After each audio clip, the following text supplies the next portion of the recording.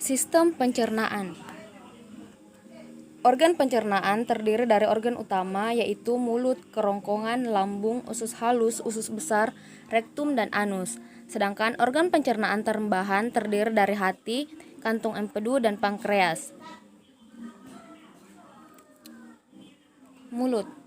Di dalam mulut terdapat gigi, lidah, dan kelenjar air liur.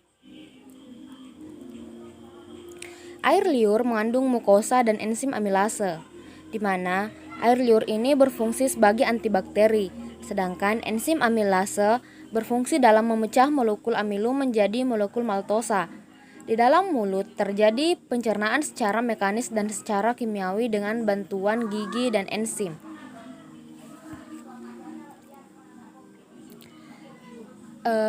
Makanan yang telah berbentuk bolus akan masuk ke dalam faring, di mana pada pangkal faring itu terdapat yang namanya dengan katup pernafasan yang disebut dengan epiglotis. Epiglotis ini berfungsi untuk menutup ujung saluran pernafasan agar makanan tidak masuk ke dalam saluran pernafasan. Otot kerongkongan lalu akan berkontraksi sehingga menimbulkan gerakan meremas yang akan mendorong bolus ke dalam lambung. Gerakan ini disebut dengan gerak peristaltik. Di dalam lambung terjadi pencernaan mekanis dan kimiawi. Secara mekanis, otot lambung berkontraksi mengaduk-aduk bolus, sedangkan secara kimiawi, bolus akan tercampur dengan getah lambung.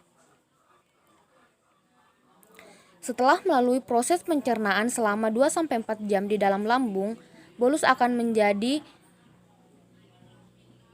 bahan kekuningan yang disebut dengan kimus atau disebut juga dengan bubur usus. Di mana kimus ini akan masuk sedikit demi sedikit ke dalam usus 12 jari. Selanjutnya yaitu usus halus.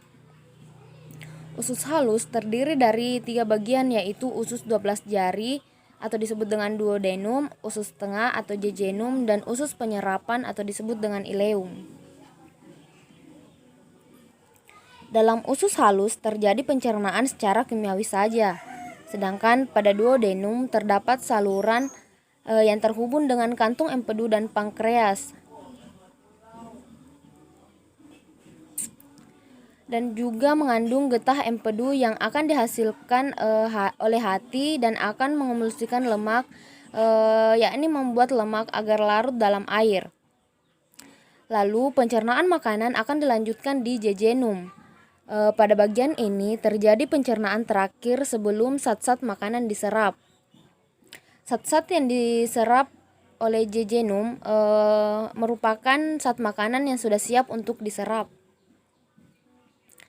Lalu penyerapan zat-zat makanan yang terjadi di ileum itu akan diserap oleh usus halus dan dibawa oleh darah menuju hati dan akan diedarkan ke seluruh tubuh.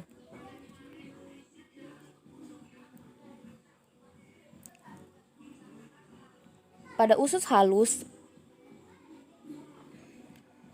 terdiri dari kolon ascendens, kolon transversum, dan kolon descendens, dan ada juga dinamakan dengan anus dan juga usus buntu atau disebut dengan cecum. Bahan makanan yang sampai pada usus besar dapat dikatakan sebagai zat sisa. Zat-zat sisa berada di dalam usus besar selama 1-4 hari. Zat sisa tersebut terdiri dari sejumlah besar air dan bahan makanan yang tidak lagi dapat dicerna oleh tubuh, misalnya selulosa. Di dalam usus besar juga terdapat banyak sekali bakteri Escherichia coli yang akan membantu membusukkan sisa-sisa makanan. Lalu makanan yang sudah hancur ini atau disebut dengan tinja akan dikeluarkan melalui anus. Baik, selanjutnya kita ke organ pencernaan tambahan. Jadi kan sudah dijelaskan tadi, organ pencernaan manusia itu ada terbagi menjadi 2 kelompok, yaitu organ pencernaan utama dan organ pencernaan tambahan. Nah, di sini organ pencernaan tambahan itu hanya terdiri dari 3 saluran pencernaan, yaitu hati atau liver, kantung empedu, dan pankreas. Jadi kelenjar pencernaan yang terdapat dalam saluran pencernaan yang kakak sebutkan tadi dapat membantu mencerna makanan dengan menghasilkan enzim-enzim yang digunakan dalam pencernaan makanan secara kimiawi. Jadi bisa dilihat pada gambar di samping itu ada hati, kantung empedu, dan pankreas. Jadi silakan adik-adik amati gambarnya dan sambil kakak jelaskan apa saja sih fungsi-fungsi dari 3 saluran pencernaan yang ada pada tubuh manusia atau yang ada pada tubuh adik-adik. Nah, jadi di hati ini terjadi yang namanya proses detoksifikasi. Jadi hati ini merupakan kelenjar terbesar dalam tubuh yang berada pada bagian rongga perut sebelah kanan di bawah diafragma. Jadi ketika dalam darah terkandung beberapa zat yang berbahaya dan bersifat racun, maka hati akan menetralisir racun tersebut sehingga tidak berbahaya bagi tubuh. Nah, itu tadi yang namanya proses detoksifikasi. Hati juga itu berfungsi untuk memindahkan zat besi dan vitamin ADEK atau vitamin A, D, E, dan K dari darah dan menyimpannya.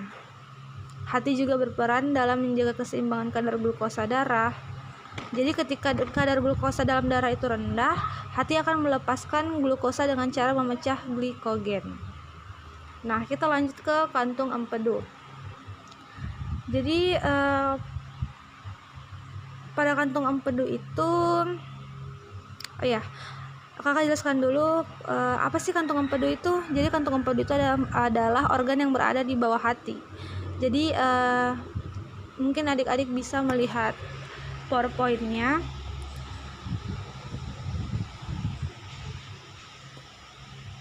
Jadi kantung empedu ini akan menyimpan getah empedu yang dihasilkan oleh hati. Nah, getah empedu ini berwarna kuning kehijauan karena mengandung pigmen bilirubin. Jadi kalau siapa yang pernah muntah di sini? Kalau muntah itu kan warnanya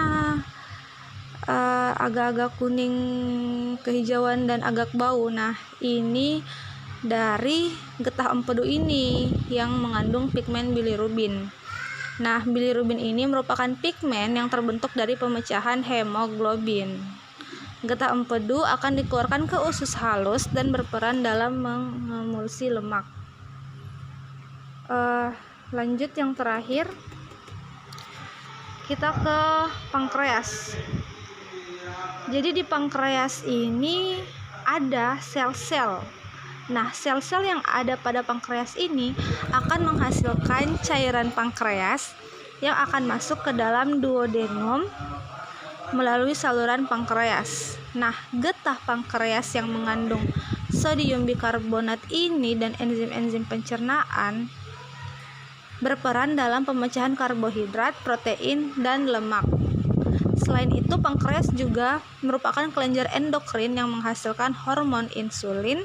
Nah, hormon insulin ini berfungsi mengatur proses pengubahan glukosa dalam darah menjadi glikogen yang disimpan dalam hati. Jadi, adanya hormon insulin inilah yang mengontrol keseimbangan jumlah glukosa dalam darah. Mungkin itu saja materi yang kakak bawakan. Kakak ucapkan terima kasih. Wabillahi taufiq wal hidayah. Wassalamualaikum warahmatullahi wabarakatuh.